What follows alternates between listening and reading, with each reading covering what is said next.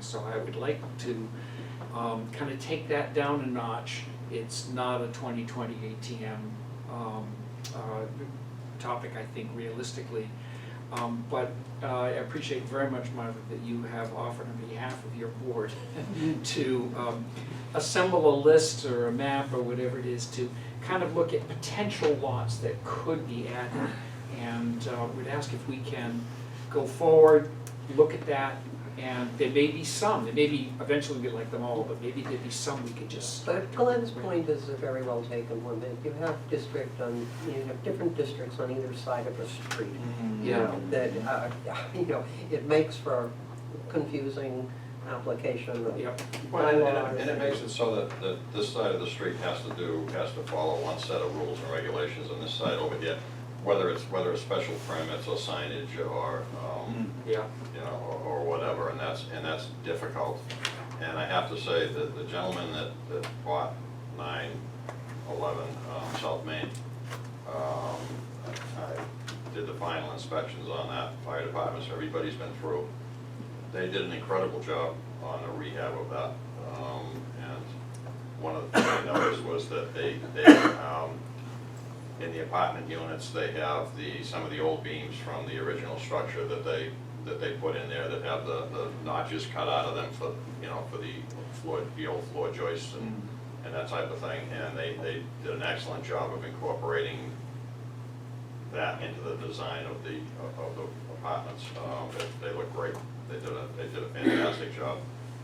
Huge undertaking. They didn't realize what they were getting into.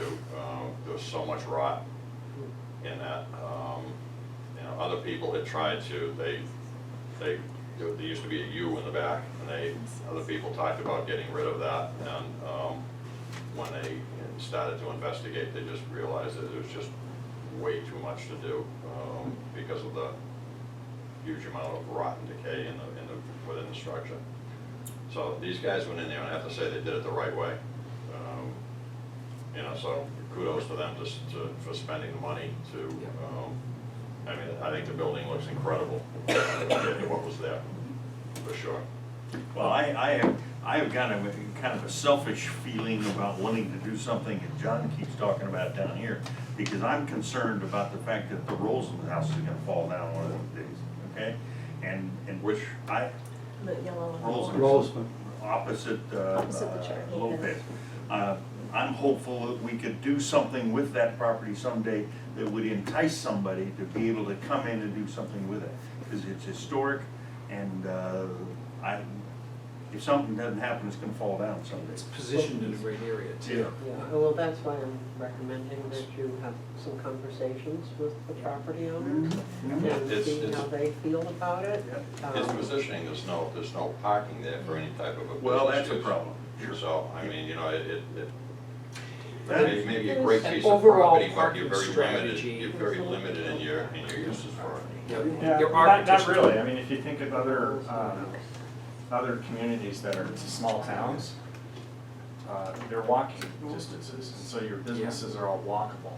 And that's the point, is we want a walkable downtown, so that you're not looking to expand parking, you're looking to create places for the people that live and work in the town to be able to walk to.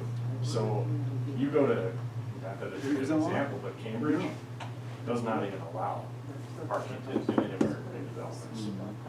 They are expecting somebody to take some of their form of transportation, preferably their foot, to get to these businesses.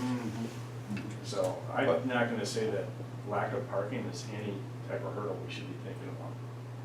Well, I think that's been, with all due respect, I think that's been proven wrong before with businesses trying to go in and having their parking and that type of thing. I think if you're talking about the downtown proper, then that's one thing, but for somebody to have to park downtown and walk to a restaurant over here, I don't know how often that would happen. This And is those the are level of discussions for another time. specificity that's way beyond where we are, but obviously would need to be addressed as part of a planning, whether it's a master plan or a planning effort and so on. We've had an analysis which has given us some data. We clearly would have to go further to make, plans in other ways, and it has to be integrated into the fabric of all the things we're gonna do.